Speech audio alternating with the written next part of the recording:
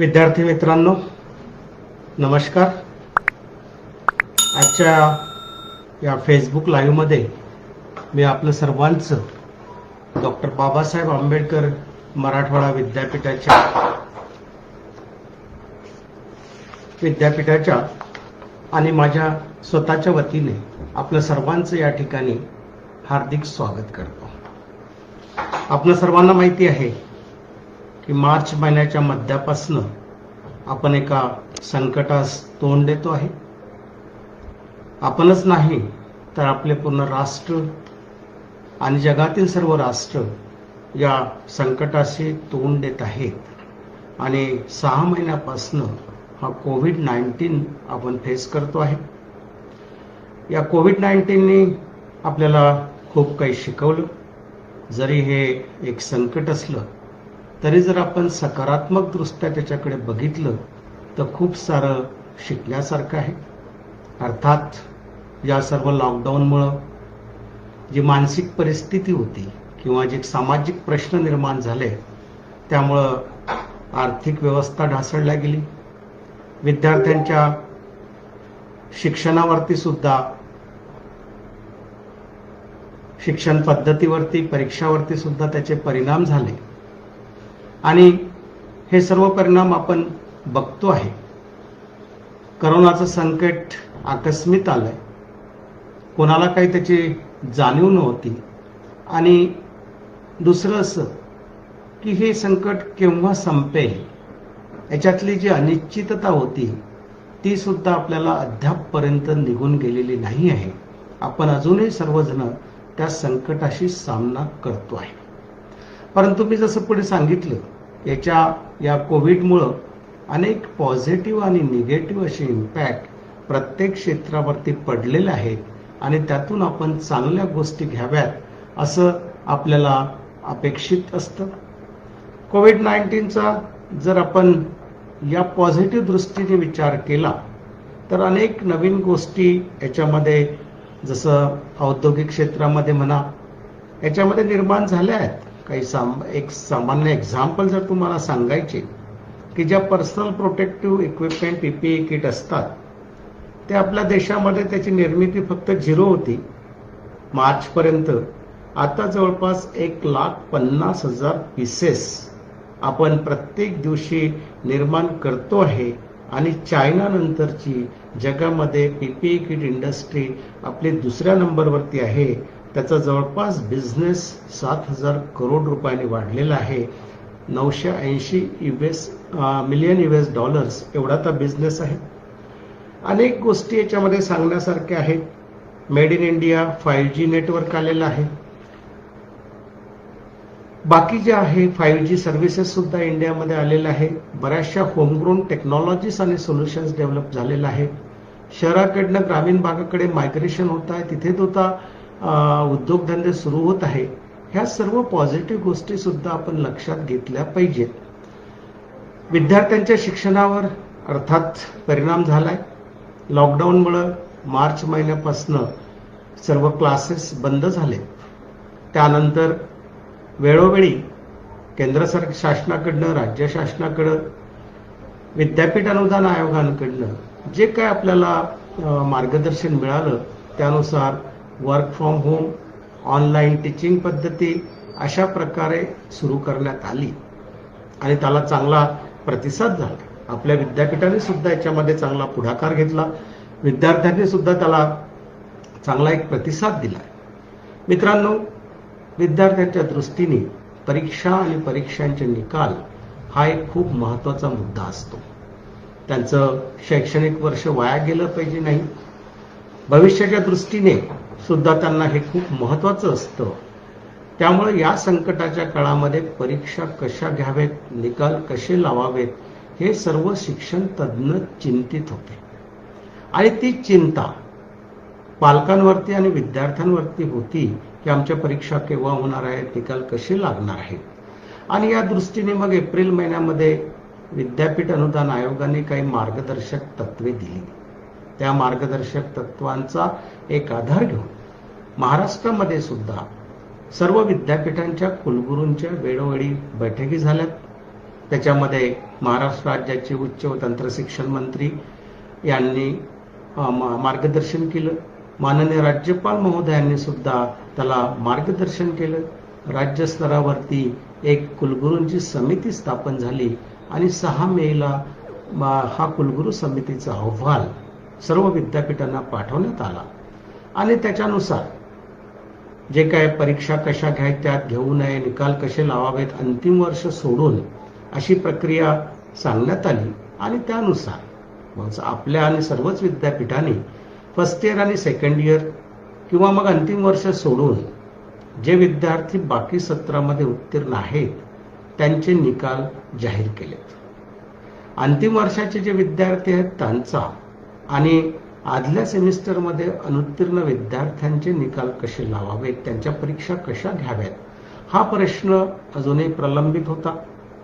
पुढे तो प्रश्न माननीय सर्वोच्च न्यायालयासमोर गेला आणि सर्वोच्च न्यायालयासमोर निर्देशानुसार ह्या परीक्षा घेणे आवश्यक असल्यामुळं विद्यापीठ अनुदान आयोगाने जी काय मार्गदर्शक तत्वे दिली त्याला अनुसरून महाराष्ट्रामध्ये परत सर्व कुलगुरूंच्या बैठकी सुरू झाल्या. माननीय मंत्री महोदयांनी त्याला मार्गदर्शन केलं. याच्यामध्ये राज्यस्तरावरती परत एक समिती नेमण्यात आली. त्या समितीमध्ये आपल्या विद्यापीठाचा कुलगुरू म्हणून मलाही काम करण्याची संधी मिळाली. नंतर या समितीचा अहवाल, सर्व कुलगुरूंचा अहवाल माननीय राज्यपाल महोदयांसमोर त्याच्यावरती चर्चा झाली. माननीय मंत्री महोदय, राज्यमंत्री महोदय, शासनाचे इतर अधिकारी त्याला उपस्थित होते आणि सर्वांनी, प्रत्येक विद्यापीठाच्या कुलगुरूंनी आपल्या विद्यापीठाच्या परिक्षेत्राची भौगोलिक रचना, आपल्या विद्यापीठासमोर असलेल्या अडचणी, एक्झामिनेशन फिजिकल मोडने घ्यावी, ऑनलाईन मोडने घ्यावी, यासाठी असलेले संसाधनं जे आपल्याकडे उपलब्ध आहेत याची सर्वांनी चर्चा दिली आणि त्याच्यामध्ये एक ठरलं की परीक्षा घ्याव्या लागतील, पण परीक्षा घेताना 2 गोष्टींना एक प्राधान्य देणं आवश्यक होतं. एक म्हणजे विद्यार्थ्यांचे आरोग्य, ज्याला सर्वोच्च प्राधान्य देण्यात यावं, आणि दुसरं म्हणजे विद्यार्थ्यांचे शैक्षणिक हित डोळ्यासमोर ठेवून परीक्षांचं आयोजन कसं करावं हे विद्यापीठांच्या प्राधिकरणाने ठरवावं असा निर्णय झाला. त्यानुसार आपल्या विद्यापीठांनी सुद्धा काही निर्णय घेतलेत. सर्व प्राधिकरणांच्या बैठकी 5 सप्टेंबरला शिक्षक दिनाच्या दिवशी लावल्यात. त्याच्यामध्ये परीक्षा मंडळ, विद्वत परिषद, ज्याला आपण अकॅडमिक काउन्सिल म्हणतो, मॅनेजमेंट काउन्सिल, विद्यापीठाची व्यवस्थापन परिषद, या सर्वांच्या बैठकी एकाच दिवशीमध्ये घेऊन, आणि मी तुम्हाला अभिमानाने सांगू इच्छितो की सर्व प्राधिकरणाच्या सदस्यांनी विद्यार्थ्यांचं आरोग्य आणि शैक्षणिक हित लक्षात घेऊन त्यावरती निर्णय घेतले आणि ते निर्णय आपण सर्वांसमोर मांडले. त्याच रात्री काही प्रसार माध्यमांना सुद्धा मी मुलाखत दिली आणि ही सर्व जी प्रोसेस आपण इम्प्लिमेंट करतो आहे ती कशा पद्धतीची असावी आहे याबाबत सुद्धा मार्गदर्शन केलं. आणि मला सांगायला आनंद वाटतो की विद्यार्थ्यांचा खूप चांगला एक प्रतिसाद त्याला आम्हाला मिळाला आहे. खूप विद्यार्थ्यांनी खूप जवळपास त्याला अप्रिशिएट केलं. 3 लाखापर्यंत व्ह्यूअर्स त्याला होते आणि जो एक ऑनलाईन परीक्षेसंदर्भात एक बाऊ विद्यार्थ्यांच्या मनामध्ये होता, एक भीती होती, ती सुद्धा काहीशी कमी झाली आणि एक चांगलं ऍक्सेप्टन्स त्याला मिळालं. अशा पद्धतीचं ते एक परीक्षा पद्धती आम्ही मांडली. नंतर गेल्या काही दिवसापासून जे काय आमचे संबंधित अधिकारी आहेत, आज सकाळी सर्व विभाग प्रमुख आहेत, प्राचार्य आहेत, यांच्याशी मी सविस्तर चर्चा केली आणि ही प्रोसेस कशा पद्धतीने अंमलात आणायची, याचे वैशिष्ट्य काय आहेत आणि कुठलाही विद्यार्थी परीक्षेपासून वंचित राहणार नाही याची कशा पद्धतीने काळजी घ्यावी, कुठल्याही विद्यार्थ्यावरती अन्याय होणार नाही हे बघितलं गेलं पाहिजे. शेवटी विद्यार्थ्यांच्या करिअरचा आणि त्यांच्या आरोग्याचा हा प्रश्न आहे. याच्यावरती सर्व जे स्टेक होल्डर्स आहेत, विभाग प्रमुख असो, प्राचार्य असो, आमचे अधिकारी असो, प्राध्यापक असो, यांनी अगदी गंभीरपणे विचार करून ही प्रक्रिया यशस्वीपणे आपल्या विद्यापीठामध्ये राबवायचा एक संकल्प केला आहे. मित्रांनो, याबद्दल एक थोडक्यात एक सविस्तर माहिती मी आपल्याला सांगतो आहे. जसं मी पहिल्यांदाच सांगितलंय की ही परीक्षा घेताना विद्यार्थ्यांच्या आरोग्याला आम्ही सर्वोच्च प्राधान्य देतो आहे आणि त्याचवेळी विद्यार्थ्यांचं शैक्षणिक हित सुद्धा विद्यापीठ जोपासेल. आरोग्याला बदल नाही झाला पाहिजे, त्यासाठी ही परीक्षा शक्यतोवर घरी राहून विद्यार्थ्यांना देता आली पाहिजे, हा एक प्रश्न आहे. शैक्षणिक हित जे जोपासायचं आहे त्यासाठी या विद्यापीठाची प्रतिष्ठा आणि शैक्षणिक गुणवत्ता आणि परीक्षांचं पावित्र्य सुद्धा जपल्या गेलं पाहिजे, हाही उद्देश डोळ्यासमोर ठेवून ही आम्ही एक पद्धती स्वीकारली आणि आता त्याची आम्ही अंमलबजावणी तुमच्या हितासाठी करतो आहे. मित्रांनो, विद्यार्थ्यांच्या आरोग्याला बाधा येऊ नये याकरता ही परीक्षा MCQ मल्टिपल चॉईस क्वेश्चन्सने आम्ही घेण्याचं ठरवलं. त्याच्यामध्ये ज्यांच्याकडे मोबाईल आहे, मोबाईल म्हणजे अगदी साधा स्मार्टफोन असला तरी चालेल आणि 3G नेटवर्क आहे, असे विद्यार्थी आपल्या घरी बसून सुद्धा ती परीक्षा देऊ शकतील. ज्यांच्याकडे लॅपटॉप आहे, ज्यांच्याकडे iPad आहे, त्यांचा तर प्रश्नच नाही आणि इंटरनेट सुद्धा असेल तर ती परीक्षा ते आरामात देऊ शकतील. ज्यांच्याकडे ह्या फॅसिलिटीज नाही आहेत पण घराजवळ एखादं चांगलं महाविद्यालय आहे जे आमच्या विद्यापीठासोबत संलग्नित आहे, ते कुठलंही असो, म्हणजे आर्ट कॉमर्सचा विद्यार्थी असेल आणि जवळपास जर इंजिनिअरिंगचं महाविद्यालय असेल तर तिथे सुद्धा जाऊन ती सेवा त्याला उपलब्ध होऊ शकेल. महाविद्यालय नसेल तर आपल्या विद्यापीठाच्या परिक्षेत्रामध्ये MKCLची जी सेंटर्स आहेत त्यांचा आपल्या विद्यापीठासोबत टायअप आहे. गेल्या 15-16 वर्षापासून MKCLच्या सर्व्हिसेस आपण घेतो आहे, तर त्यांचे सुद्धा सेंटर आपल्याला या परीक्षेसाठी तुम्हाला निवडता येतील. ही परीक्षा आपण 1 ऑक्टोबरपासून सुरू करतो आहे. त्याचे टाइम टेबल हे उद्यापर्यंत आपल्या वेबसाईटवरती अवेलेबल असतील.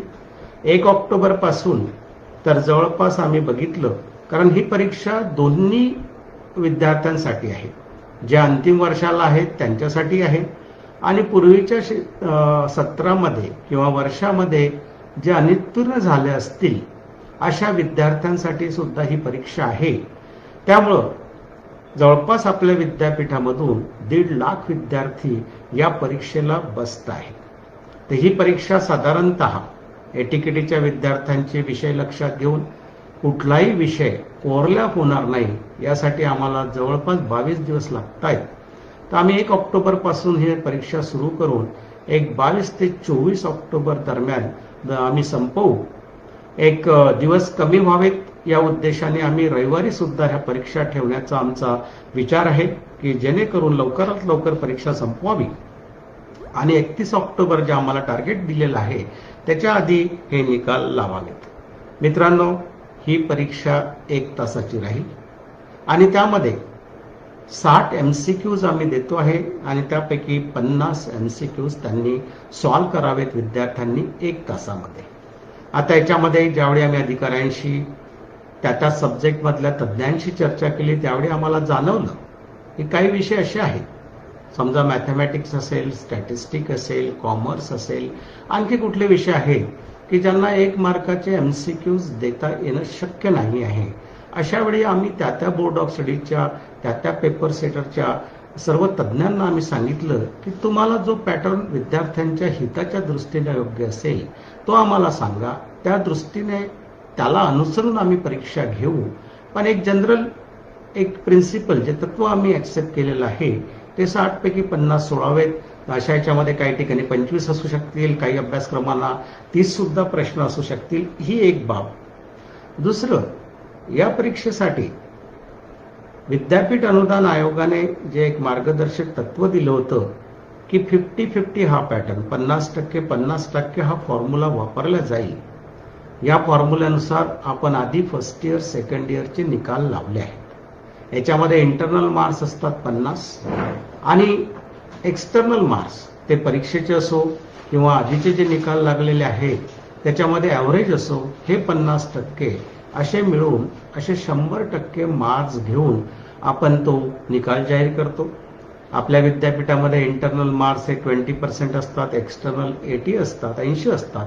80-20 हा फॉर्म्युला आपल्या विद्यापीठामध्ये आहे. पण या परीक्षेसाठी एक विशेष बाब म्हणून विद्यापीठ अनुदान आयोगाच्या मार्गदर्शक तत्वानुसार आपण 50-50चा हा फॉर्म्युला विद्यार्थ्यांच्या हिताच्या दृष्टीने आम्ही वापरलेला आहे. आणि हे दोन्ही मिळून, कारण तुम्हाला जर माहिती असेल तर काही ऑर्डिनन्समध्ये इंटरनल आणि एक्सटर्नल मार्कामध्ये सेपरेट पासिंग आहे, पण इथे कोविड-19ची सिच्युएशन लक्षात घेऊन विद्यार्थ्यांचं हित डोळ्यासमोर ठेवून आपण एक कंबाईन पासिंग केलंय की जेणेकरून जास्तीत जास्त विद्यार्थ्यांना याचा फायदा होऊ शकेल, हा त्यामागचा एक उद्देश होता. मात्र ज्या विषयांना अंतर्गत गुण नाही आहेत त्यांना मात्र या परीक्षेमध्ये मिळालेले गुण हे 100% गुण म्हणून ग्राह्य धरण्यात येतील व त्यावर त्याचा निकाल लावण्यात येईल.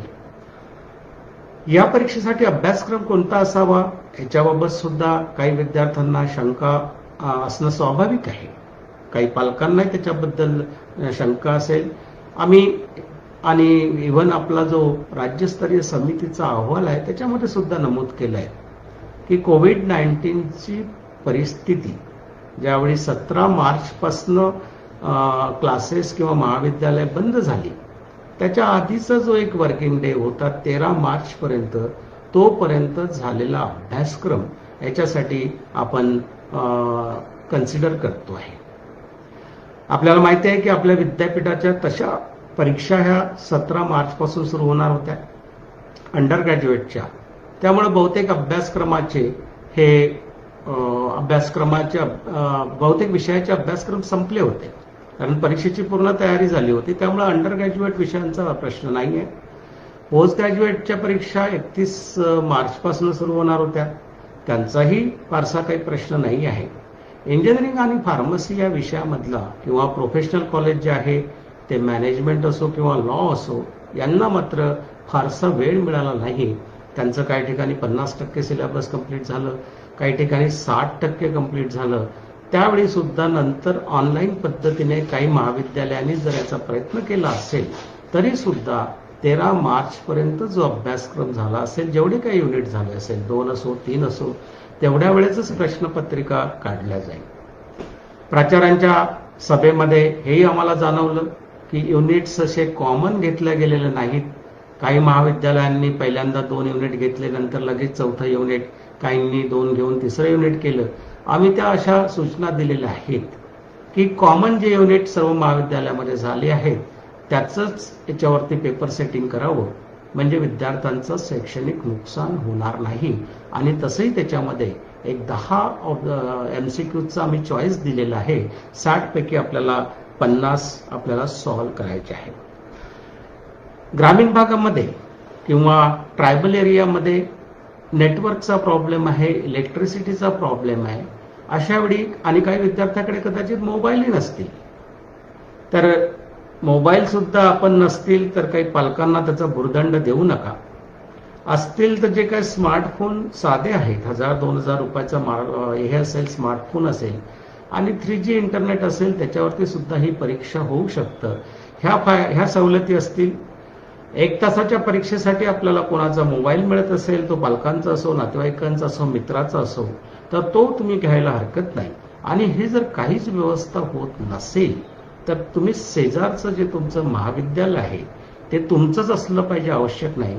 विद्यापीठाच्या कोणत्याही अभ्यासक्रमाचं ते महाविद्यालय असेल तर ते आपण सिलेक्ट करा. आम्ही तिथे तुमची परीक्षा OMR शीटनी, म्हणजे ऑब्जेक्टिव्ह टाईपच क्वेश्चन राहतील, MCQs राहतील. फक्त तुम्हाला OMR शीटनी, काही लोकांना त्याचा अनुभव असेल की तिथे फक्त सिलेक्टेड आन्सरवरती डॉट द्यावा लागतो, अशा पद्धतीची ती आम्ही परीक्षा घेऊ की जेणेकरून कोणताही विद्यार्थी परीक्षेपासून वंचित राहणार नाही. आपल्या विद्यापीठामध्ये परीक्षेला बसणाऱ्या विद्यार्थ्यांची संख्या मी सांगितली तुम्हाला, जवळपास 1.5 लाखाच्या आसपास आहे.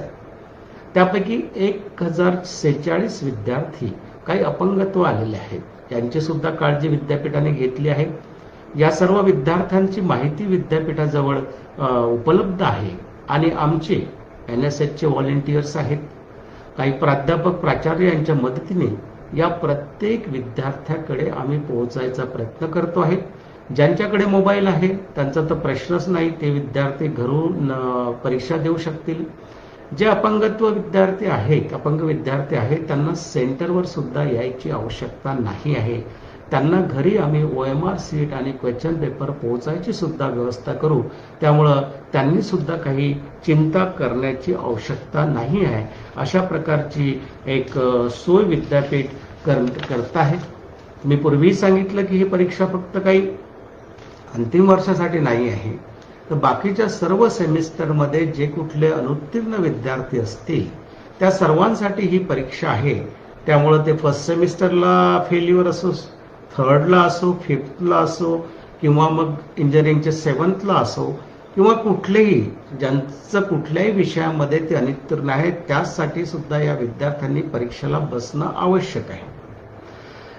काही अभ्यासक्रमाच्या प्रात्यक्षिक परीक्षा राहिलेल्या आहेत. ह्या प्रात्यक्षिक परीक्षा येत्या 15 सप्टेंबरपासनं, म्हणजे 5-6 दिवसापासून तर 25 सप्टेंबरपर्यंत घ्याव्यात, हे निर्देश आम्ही सर्व महाविद्यालयांना आणि शैक्षणिक विभागांना दिलेले आहेत. या प्रात्यक्षिक परीक्षेसाठी सुद्धा आपल्याला कुठल्याही परीक्षा केंद्रावर जायची आवश्यकता पडणार नाही, अशा प्रकारच्या सूचना आम्ही महाविद्यालयांना दिलेल्या आहेत. मग प्रात्यक्षिक परीक्षा कशा घ्यायच्या याचे जे निर्देश आम्ही दिलेले आहेत, प्रात्यक्षिक परीक्षा ह्या मौखिक पद्धतीने घ्याव्यात. टेलिफोन करा, त्यांच्याशी संपर्क साधा. काही विद्यार्थ्यांचे प्रोजेक्ट राहिले असतील, त्यांना सुद्धा व्हायवासाठी महाविद्यालयामध्ये यायची आवश्यकता नाही आहे. जिथे एक्सटर्नलची आवश्यकता असतं, आम्ही महाविद्यालयांना सांगितलं की एक्सटर्नल एक्झामिनरच्या सुद्धा अपॉइंटमेंट करू नका. त्याच महाविद्यालयातला एक दुसरा प्राध्यापक एक्सटर्नल अपॉइंट करता येईल, अशा पद्धतीने त्या परीक्षा घेता येईल. ज्या महाविद्यालयाकडे सोय आहे ते स्काईप किंवा बाकी ॲपच्या साहाय्याने त्या परीक्षा घेता येईल. आणि काहीच नसेल तर त्यांचे जर्नल्स आहेत, त्यांच्या अंतर्गत परीक्षा घेतल्या असाल किंवा त्यांचा ओव्हरऑल परफॉर्मन्स देऊन ते इंटरनल मार्क्स द्यावेत, अशा प्रकारच्या सूचना आम्ही त्यांना दिलेल्या आहेत. त्यामुळं कोणत्याही विद्यार्थ्याला प्रात्यक्षिक परीक्षेसाठी महाविद्यालयात येण्याची आवश्यकता नाही आहे. आणि ही जी प्रक्रिया आतापर्यंत मी सांगितली, ही विद्यापीठात घेण्यात येणाऱ्या सर्व परीक्षा, तो डिप्लोमा कोर्स असो, तो डिग्री कोर्स असो, किंवा तो पोस्ट ग्रॅज्युएट कोर्स असो, यासाठी अप्लिकेबल राहतील. सर्व महाविद्यालयाच्या प्राचार्यांना आम्ही सूचना पाठ केल्या आहेत. त्यांना आज आम्ही मी त्यांची मीटिंग घेतली ऑनलाईन, त्यांना आम्ही विनंती केली की प्रत्येक महाविद्यालयाने आपल्या महाविद्यालयामध्ये जे प्रवेशित विद्यार्थी आहेत त्यांच्याशी संपर्क साधावा, त्यांची सर्व माहिती अपडेट करावी की ते कुठल्या पद्धतीने परीक्षा द्यायला तयार आहेत, ऑफलाईन, ऑनलाईन, MCQs दोन्ही याच्यामध्ये राहणार आहेत, ते मोबाईलवरती MCQs सोडवणार आहेत की त्यांच्या OMR सीट्स आहे याच्यावरती सोडवणार आहेत. अशा प्रकारचं एक लिंक आम्ही प्रोव्हाइड करतो आहे.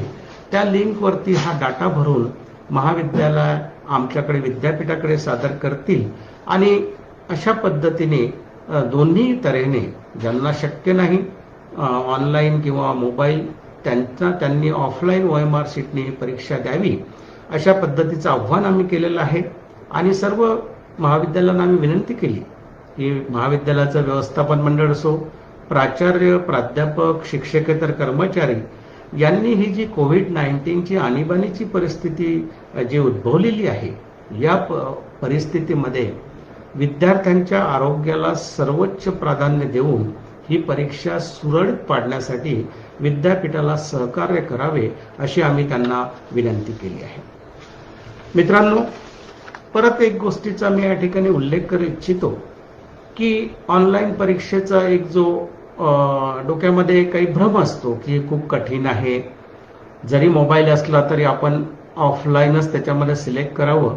पण माझी अशी आपल्याला सर्वांना एक विनंती आहे की ऑनलाईन हा जो मोड ऑफ एक्झामिनेशन आहे, पर्टिक्युलरली आपल्याकडे मोबाईल डिव्हाइसेस असतील किंवा ते उपलब्ध होत असतील, तर आपण हा पर्याय निवडावा. त्याच्यामध्ये आपल्या घरूनच आपल्याला परीक्षा देता येईल.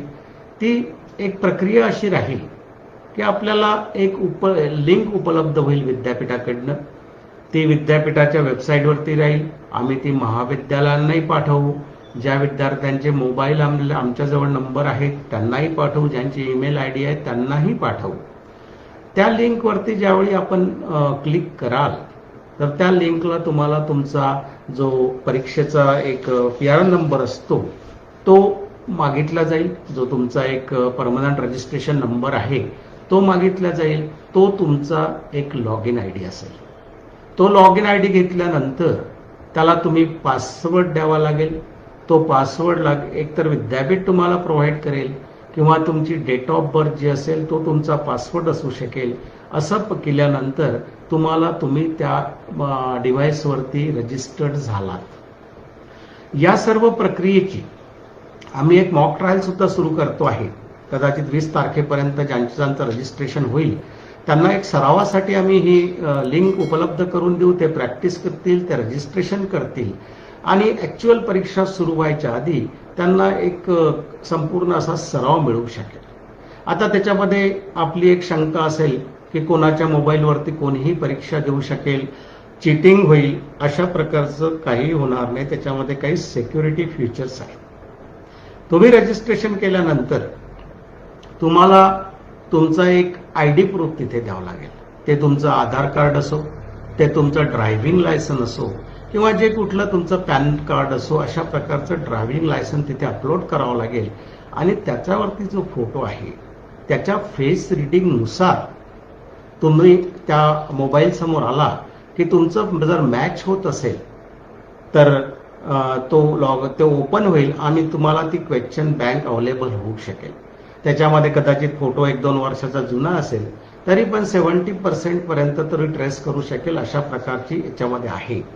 आणि यावेळी दुसरे कुठलेही ॲप ओपन करायचा प्रयत्न करू नका, कारण त्याच्यामध्ये थोडंसं जर चिटिंग झालं तर तुम्हाला ती वॉर्निंग मिळेल. तुम्ही इकडे तिकडे हल्लात तरी तुम्हाला वॉर्निंग मिळेल. तुमच्या मोबाईलमध्ये दुसऱ्याचं काही पिक्चर आलं तेही तुम्हाला वॉर्निंग मिळेल. आणि रिपीटेडली जर वॉर्निंग मिळाली तर तुम्हाला तिथून डिस्कंटिन्यू व्हावं लागेल. त्यामुळे ही ऍक्च्युली खूप चांगली सेक्युअर्ड पद्धत आहे. चांगल्या तऱ्हेनं तुम्ही त्याच्यामध्ये सॉल्व्ह करू शकता. प्रश्न आहे आता परीक्षेच्या वेळ किती राहील.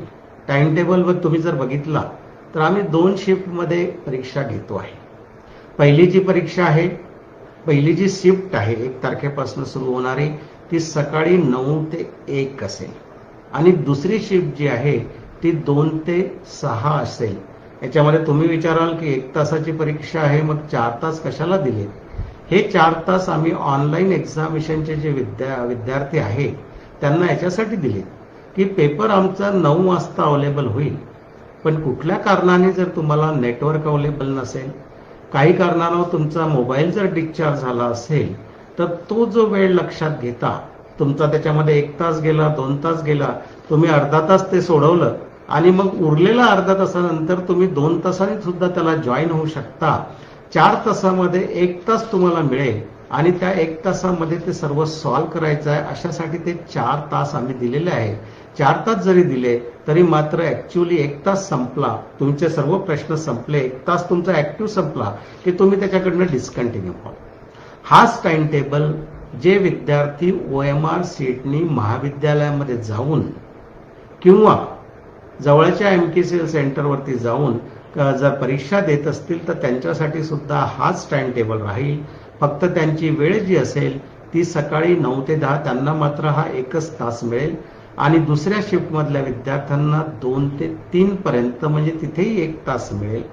टाइम टेबल अशा पद्धतीने सेट करण्यात आलेलं आहे की एखाद्या फायनल इयरचा स्टुडंट असेल आणि तर त्याचे बॅकलॉग कुठल्या 3rd सेमिस्टरचे राहिले, 4th सेमिस्टरचे राहिले तरी सुद्धा ते ओव्हरलॅप होणार नाही, अशा पद्धतीचा टाइम टेबल सेट करण्यात आलेला आहे. तो तुम्हाला उद्या दिसेलच. मात्र हा टाइम टेबल ऑफलाईन आणि ऑनलाईनसाठी तो कॉमन राहील. ऑनलाईनसाठी 4 तासाचं ड्युरेशन राहील, त्याच्यामध्ये तुम्ही 1 तासात ती परीक्षा संपवावी लागेल आणि ऑफलाईनसाठी मात्र आम्ही 1-1 तास देऊन OMR सीट तिथे तुम्हाला डिपॉझिट करावं लागेल आणि त्याचं पुढे आम्ही इव्हॅल्युएशन अर्थात संगणक पद्धतीनेच करणार आहोत आणि रिझल्ट प्रोसेसिंग आणि हे सर्व रिझल्ट्स आम्ही 31 ऑक्टोबरपर्यंत लावण्याचा आमचा प्रयास राहील. याच्यामध्ये एक आणखी आहे की काही कारणास्तव जर काही विद्यार्थी त्या परीक्षेला अपिअर नाही होऊ शकले, खूप दुर्गम भागामध्ये आहेत, त्यांच्याशी आमचा संपर्क होऊ शकला नाही, कदाचित काही विद्यार्थी सध्या कोविड पॉझिटिव्ह असेल, क्वारंटाईन असेल, आणखी कुठल्या आजाराने तो बाधित असेल किंवा त्याच्या कुटुंबातले काही व्यक्ती बाधित असतील, तर अशा विद्यार्थी सुद्धा त्याच्यापासून वंचित राहणार नाही. त्याला आम्ही सेकंड एक्झामिनेशन घेऊ, एक दुसरी परीक्षा या विद्यार्थ्यांसाठी घेऊ. त्याला तशा प्रकारचा अर्ज प्राचार्यामार्फत आमच्याकडे एक रिझन देऊन द्यावा लागेल. कोविड पॉझिटिव्ह असेल तर त्याचा टेस्ट रिपोर्ट किंवा आणखी कुठलं कारण असेल तर ते त्याला देणं आवश्यक आहे, की जेणेकरून आम्हाला त्याची परीक्षा घ्यावी, आम्ही घेऊ शकू. इन केस सेकंड परीक्षेमध्ये जर काही हर्डल आले, त्या विद्यार्थ्यांना नाही देता आले, तर आम्ही थर्ड चान्स सुद्धा विद्यार्थ्याला द्यायला तयार आहोत. आमच्यासाठी विद्यार्थ्यांचं आरोग्य हे प्राधान्य राहील आणि दुसरं, त्याला कोणताही विद्यार्थी वंचित राहिला नाही पाहिजे.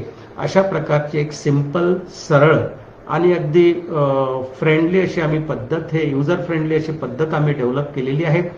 मी परत एकदा सांगतो, ज्यांना ज्यांना शक्य असेल त्यांनी मोबाईल सिलेक्ट करावा. म्हणजे बाकी मग सेंटरवर जाणं, OMR शीट घेणं वगैरे या भानगडीत न पडता लवकरात लवकर आपल्या घरी बसून आपल्याला परीक्षा देता येईल. आणि ज्यांना मात्र शक्यच नसेल, ग्रामीण भागामध्ये नेट नसेल वगैरे, त्यांच्यासाठी मात्र तो पर्याय जो दुसरा आम्ही दिलेला आहे, की जवळचं जे सेंटर आहे ते सिलेक्ट करावं आणि तिथे जाता येईल. मात्र या पद्धतीचा पर्याय तुम्ही आम्ही एक महाविद्यालयांना काल पत्र पाठवले, त्यांची एक माहिती आम्ही मागितलेली आहे आणि अशाच प्रकारची लिंक आम्ही तुम्हाला उद्या उपलब्ध करून देतो आहे.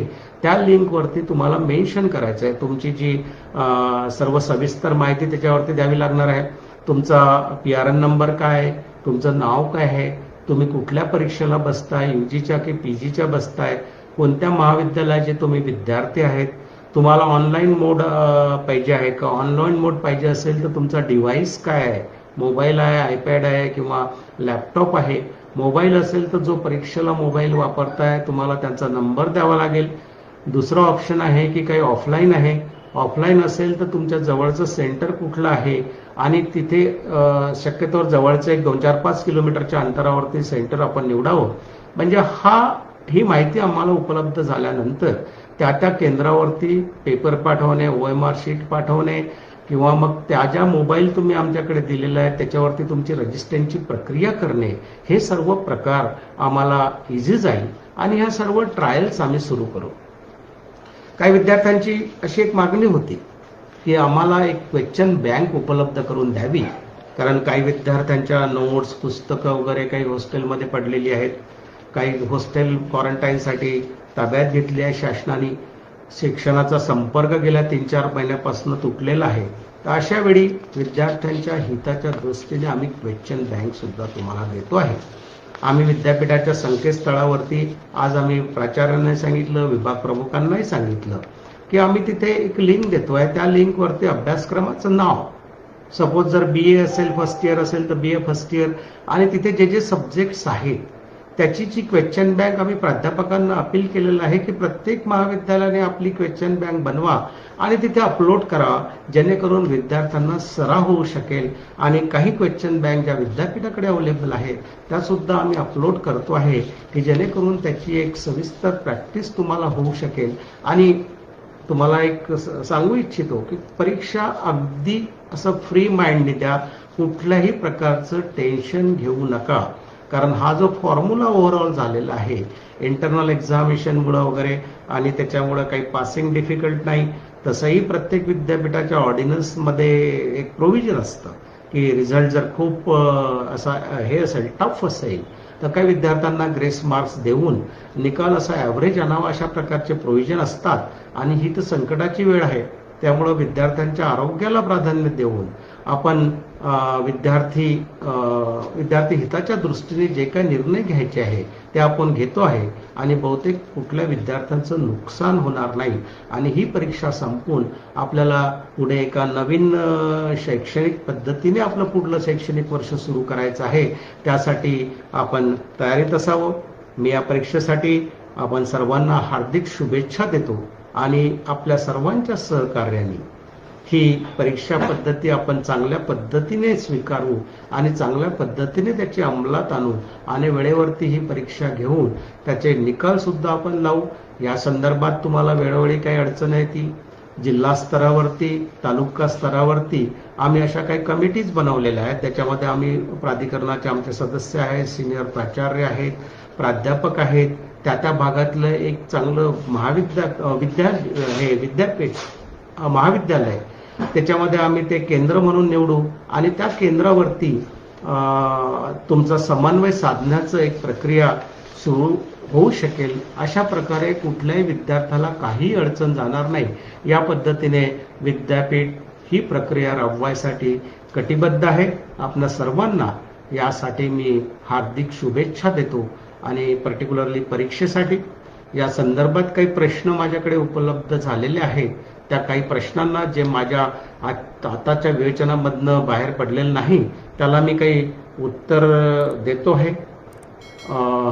कोविड पॉझिटिव्ह असेल तर त्याला तारीख बदलून मिळेल का, हे प्राध्यापक सविता पाटलांनी विचारलेलं आहे.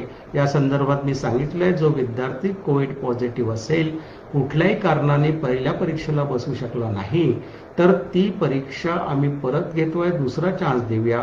तोही नाही झाला तर आम्ही तिसरा चान्स देऊया. विद्यापीठ यासाठी कटिबद्ध आहे की कोणताही विद्यार्थी परीक्षेपासून वंचित राहणार नाही. दुसरा प्रश्न आहे कुमारी ऐश्वर्या टाक यांचा, की माननीय कुलगुरू सर, आपल्या मार्गदर्शनाखाली विद्यापीठ यशस्वीपणे पुढे जात आहे. PhD एंट्रन्स टेस्ट लवकरात लवकर घेण्यात यावी. PhD साठी बेटा आमची तयारी गेल्या 6 महिन्यापासून सुरू आहे. आमची पूर्ण स्कीम तयार होती. आम्ही गेल्या मार्च-एप्रिलमध्येच ही परीक्षा घेणार होतो, पण काही कारणास्तव कोविडमुळे आपण हे घेऊ शकलो नाही. आता आपली प्रायोरिटी ही आहे. पहिली प्रायोरिटी म्हणजे आता फायनल इयरच्या परीक्षा घेऊन सर्व विद्यार्थ्यांचे निकाल लावणे. दुसरी प्रायोरिटी आमची जी आहे ती PGचे आणि बाकी प्रवेश रेग्युलर करणे. ती प्रक्रिया आम्ही नोव्हेंबरपासून सुरू करतो आहे. आणि मी तुम्हाला सांगू इच्छितो, पर्टिक्युलरली जे विद्यार्थी PGला आता प्रवेश घेऊ इच्छितील त्यांना आम्ही सांगू इच्छितो की विद्यापीठाच्या शैक्षणिक विभागातले सर्व पोस्ट ग्रॅज्युएटचे प्रवेश हे आम्ही ऑनलाईन पद्धतीने करतो आहे. जर सायन्सचे 10 डिपार्टमेंट विद्यापीठामध्ये असतील तर तुम्हाला 10 प्रवेश अर्ज भरायची आवश्यकता नाही आहे. एक प्रवेश अर्ज भरा, तुम्ही त्याला ऑप्शन द्या आणि त्याच्या एका प्रवेश अर्जावरती तुम्हाला वेगवेगळे 10 विषयाचे ऑप्शन उपलब्ध असतील. अशाच पद्धतीने ह्युमॅनिटीजच्या, अशाच पद्धतीने तुमचा आर्ट कॉमर्स असो किंवा इंटरडिसिप्लिनरी असो, कॉमर्स किंवा मॅनेजमेंट असो, अशा पद्धतीने प्रवेश केल्या जातील. आणि प्रवेशानंतर आम्ही डिसेंबर महिन्यामध्ये ही पेटचा सुद्धा आम्ही पेट आयोजित करूया. पेटची आमची सर्व तयारी त्या पद्धतीने झालेली आहे. प्रश्न दुसरा असा आहे की पदव्युत्तर अभ्यासक्रमाचे पिरियड्स केव्हापासून सुरू होतील. पदव्युत्तर अभ्यासक्रमाच्या पहिल्यांदा प्रवेश होऊ द्या नोव्हेंबरमध्ये. जर कोविडची ही परिस्थिती जर क्लिअर झाली नाही तर ऑनलाईन पद्धतीने, त्याच्यावरती सुद्धा विद्यापीठाने एक चांगला टास्क फोर्स रिपोर्ट बनवलेला आहे, त्या पद्धतीने आम्ही ऑनलाईन एक्झामिनेशन, ऑनलाईन टीचिंग आणि लर्निंग प्रोसेस आम्ही सुरू करू. एक डॉक्टर प्रकाश जेधे यांचं म्हटलं आहे की आपण नियमितपणे फेसबुक लाईव्हच्या माध्यमातून संवाद साधावा. आपला उपक्रम अत्यंत स्वागतार्ह आहे. डेफिनेटली विद्यापीठाचा विद्यार्थी हा केंद्रबिंदू आहे, त्यामुळे आमचे जे उपक्रम आहे ते विद्यार्थ्यांपर्यंत पोहोचले पाहिजे. ज्या ज्यावेळी आवश्यक असेल त्या त्यावेळी मी स्वतः, माझे अधिकारी आणि ज्या ज्यावेळी अशा काही नवीन संकल्पना आणतो, जसं आता नवीन हा एक उपक्रम मराठवाड्यामध्ये आपल्या सर्वांना मिळून, हे मराठवाडा एक मागासलेला भाग आहे असं प्रॉब्लेम आहे. मात्र आमच्या अकॅडमिक काउन्सिलमध्ये आमच्या काही प्राचार्यांनी सांगितलं की ग्रामीण भागातल्या विद्यार्थ्यांना तुम्ही अंडर एस्टिमेट करू नका, त्यांच्याकडेही चांगल्या फॅसिलिटी आहेत. अर्थात ज्या काही टेक्निकल प्रॉब्लेम आहे, नेट वगैरे नसेल तो त्यांचा भाग नाही आहे. त्यामुळे हे विद्यार्थी सुद्धा ही परीक्षा पद्धती चांगल्या तऱ्हेने स्वीकारतील. आणि हा संवाद आता पुढे ॲडमिशनची प्रक्रिया आहे, पेटची प्रक्रिया आहे, आम्ही नेहमी तुमच्या संपर्कात राहून संवाद साधू. प्रतीक कुकडेंनी विचारलेलं आहे की माननीय कुलगुरू सर, प्रथम, द्वितीय व तृतीय वर्षाचे बॅकलॉगचे विद्यार्थी परीक्षा देणार आहेत का. मी परत तुम्हाला सांगतो की ज्यांची परीक्षा झालेली नाही आहे, तुम्हाला माहिती असेल की आपण फक्त फर्स्ट इयर आणि सेकंड इयरचे निकाल लावलेत. ते निकाल लावताना सुद्धा पूर्वीच्या सत्रामध्ये त्यांचे सर्व विषय निघाले असतील अशाच विद्यार्थ्यांचे निकाल लागलेले आहेत. मात्र त्यांचे पूर्वीचे बॅकलॉग जे सब्जेक्ट असतील तर मात्र निकाल लागलेले नाही आहेत. ज्यांनी परीक्षा राहिली आहे, ज्यांचे निकाल लागलेले नाही आहेत, असे एटीकेटीचे विद्यार्थी असो, फ्रेशर्स असो, सर्वांची परीक्षा आपली यावेळी होणार आहे 1 ते ऑक्टोबर ते 24 ऑक्टोबरच्या दरम्यान. त्यामुळे त्याच्यामध्ये सुद्धा कोणतीही संदिग्धता नाही आहे. एटीकेटी, फेल्युअर आणि अंतिम वर्षाचे फ्रेशर स्टुडंट या सर्वांची परीक्षा विद्यापीठ घेणार आहे. पुढला प्रश्न आहे, सर पुढील शैक्षणिक वर्ष साधारणतः केव्हा सुरू होईल? की आम्ही ही परीक्षा झाल्यानंतर पुढील शैक्षणिक वर्षाचं एक अकॅडमिक कॅलेंडरच तुम्हाला देतो आहे की जेणेकरून ह्या कोविड-19 मुळे जो काय लॉस झाला तो कॉम्पेन्सेट येणाऱ्या 1-2 वर्षामध्ये कसा भरून काढता येईल की विद्यार्थ्यांना जास्त पिरियड असा त्यांच्या आयुष्याचा वाया जाऊ नये, त्यासाठी आम्ही योग्य निर्णय घेऊ आणि विद्यार्थ्यांचं कुठलंही त्याच्यामध्ये नुकसान होणार नाही याची सुद्धा आम्ही काळजी घेऊया. आणखी काही आहेत का प्रश्न?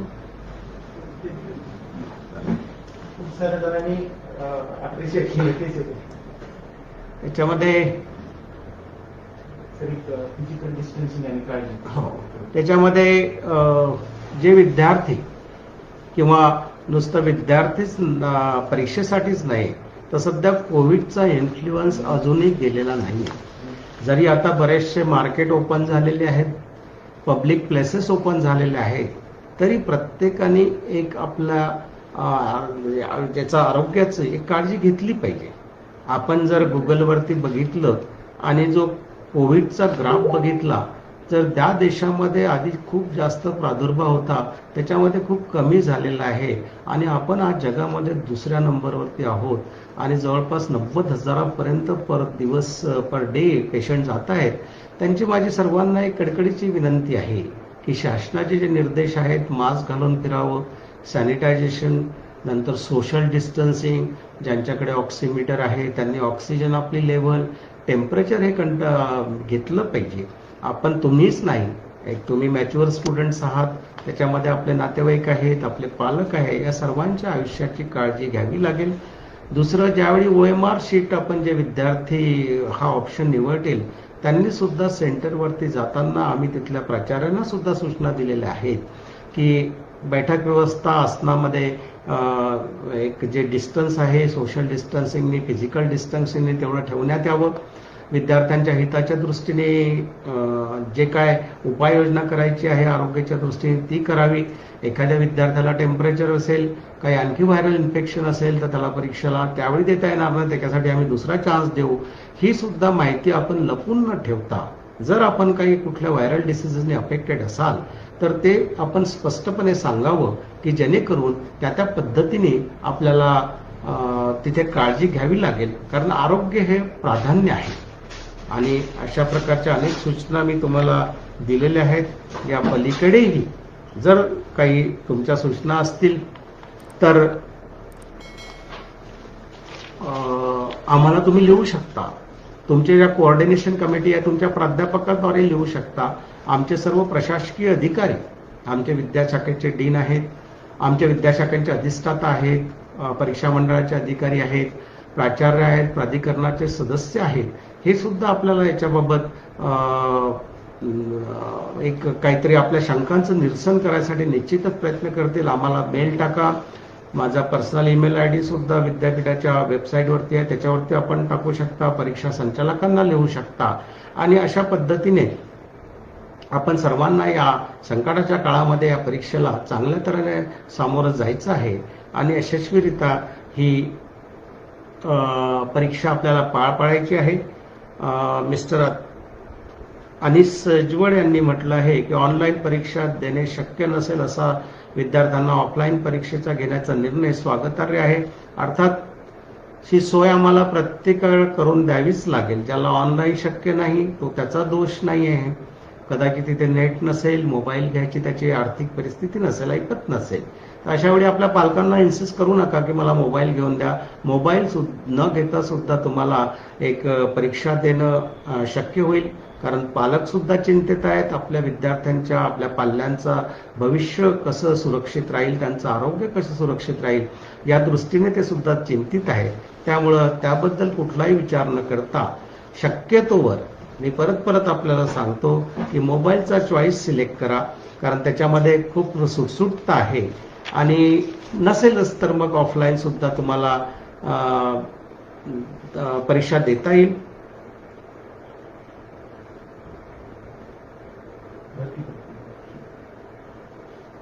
हे मला वाटतं प्राध्यापकांच्या भरतीचा प्रश्न आहे, तो आमच्या अखत्यारीत नाही आहे, तो शासनाचे आहे.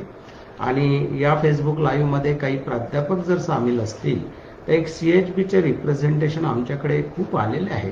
हे CHBच्या अपॉइंटमेंटसाठी हे कुलगुरूंच्या बैठकीमध्ये सुद्धा याची चर्चा झाली. तो प्रश्न आम्ही माननीय सचिव उच्च व तंत्र शिक्षण, माननीय संचालक, माननीय मंत्री महोदय यांना सुद्धा सांगितलेला आहे.